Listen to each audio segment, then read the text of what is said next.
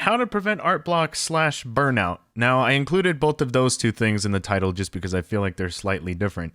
Long version of the story short, I feel like art block refers to when you actually want to draw, you just can't make anything that you like. And burnout refers to when you're just absolutely done with drawing. You're like, nope, not drawing again. We're good. So this video is kind of just my experience with it, kind of sharing some things with you that have helped me, because I feel like throughout the years I've been creating pretty regularly, and it's not because I'm doing anything special or am immune to art block and burnout. I just feel like I kind of catch it right before it completely stops me. So here's a couple of things that have just helped me out in my personal experience. The worst that I've ever had it was actually when I made a manga from start to finish. I was working on it for about 6 to 8 hours every single day for like a year at a time. So by the time it was actually done and I was done with the project, it was just like a huge project was done. I was like, oh, okay, breathing room. So I just stopped working on that. And the thing that I found wasn't really, oh, I never want to draw again. It was just I needed a break, and it was a long break, which for me translated to like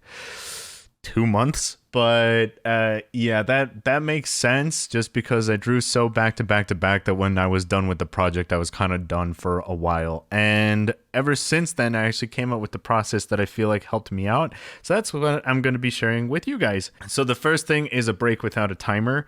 So I know that sometimes when you're working on a drawing and it's not quite looking the way that you want it to, and you start to get frustrated with it, you want to take a break, but it's annoying because you still want to work on it. I find that a break really does help, because if you step away from what you're doing and do something else, your brain has time to actually reset so you can get back to what you're doing and actually focus on it better. You'll see something that you didn't see before, and I think a lot of people get annoyed by how long the break is going to take. You don't need a finite amount of time. You just need to give yourself enough time that you actually feel rested. So for some people, it might be an entire day. For other people, it might be a week, or it might be just a couple of minutes or hours. So in my case, I find that when I'm working on a drawing for a while, maybe 3 or 4 hours back to back, I take a break even if I want to draw anyway, just in case. So I step away from it, do something else, and come back, just because it'll give me new perspective on what I'm actually working on. You're not so in front of the drawing that it all kinds of starts to blend together, because I find that if you're staring at it for long enough, things will start to look wrong even if they're not wrong, just because you're in like hyper focus mode. So it's actually good to step away. It's something that'll help a lot. Another thing that has helped me out is in between drawings, I write down every single thing I want to draw with zero intention of actually finishing everything.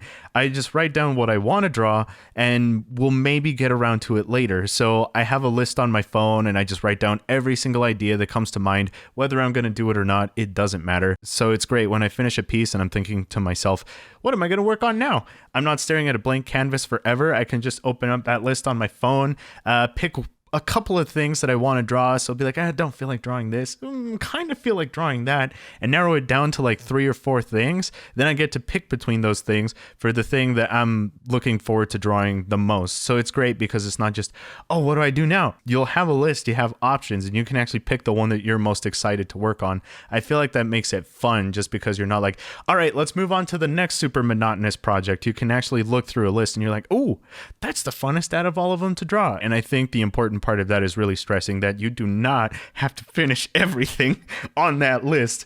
So in my case, I think at the moment there's like 97 things on that list that I want to draw. You don't need to have a list that excessive, but in my case, it's just great because I have a bunch of different options. I can go through it. I can pick what I want to draw, and it always just keeps it fun just because I have something to pick. Another thing that'll really help me is look for inspiration. I feel like a lot of people have a hard time taking a break just because they feel like it's disconnected from what they're working on. And I find that not to be the case. I feel like I need inspiration to actually be working on art all the time. So what I do is I spend my free time doing something fun and interesting.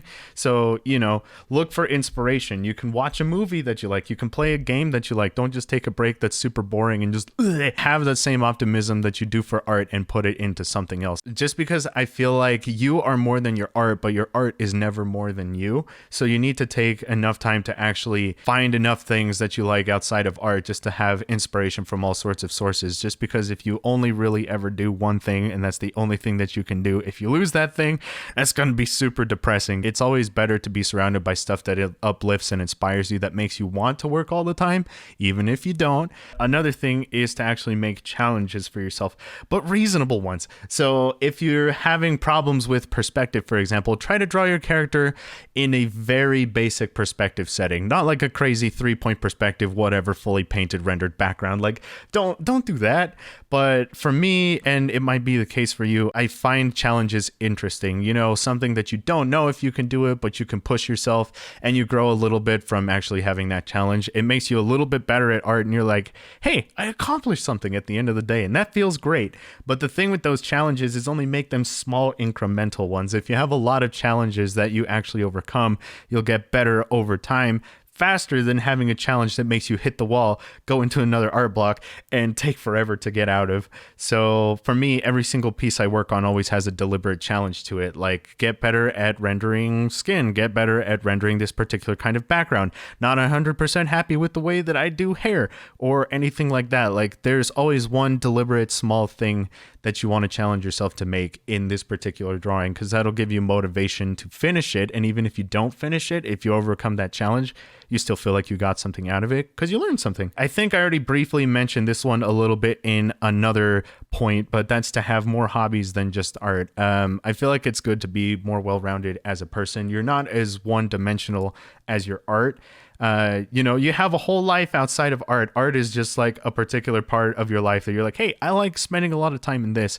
But if you're more well-rounded as a person and the more you actually learn about things around you, the more capable you will be at making art. So me, for example, I feel like I was pretty closed in and recluse for like most of my life just working on art. And I'm like, yeah, this is great. And I actually had the opportunity to go and spend 2 years in New York all the time, getting to talk to a bunch of different people, seeing what kind of environments were around, drawing a bunch of stuff, really learning about all sorts of different cultures and stuff like that. And I feel like I got so much insight as to what people's lives are like that was inspiration that I could actually take back into my art. And I feel like because I spent enough time there and learned about it, if I decided to represent New York in my art, I would do it a lot more authentically than having never had that experience.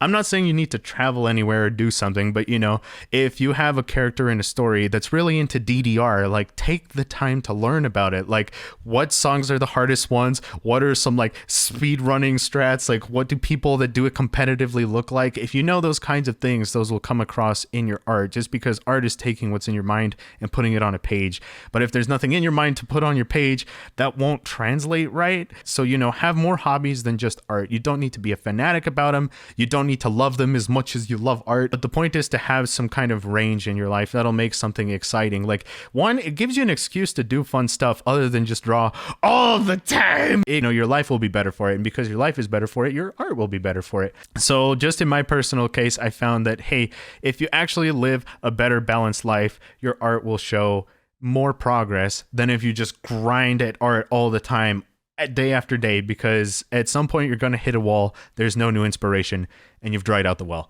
So, you know, I feel like a lot of this how to prevent art block and burnout topic has actually been non-art related, but I feel like it's important, and I feel like it's a pretty solid system just because I've been drawing for years, and I think I've only had like a severe burnout once. So, you know, I feel like I work on art pretty consistently, but I never feel like it's really a chore that I have to get back to. Pretty much, I hope that you guys had a decent takeaway from this video. I know that this is just a process that has worked great for me. It gives me kind of an excuse to live life and have fun outside of art, and then you actually find that your art improves for it. So it's like, hey, I get to take a break and improve at art. Like, that's the best combination of both worlds. But anyway, I hope you guys found this video useful. If you had any cool takeaways from it, or just maybe your own personal experience or advice with art, I think it'd be great if you guys actually shared some of the things that help you, you know? So maybe if I say something in the video, but you have better advice, put that down in the comments, and then maybe people can scroll down and look through that. But anyway, thank you for watching. I hope you enjoyed the video,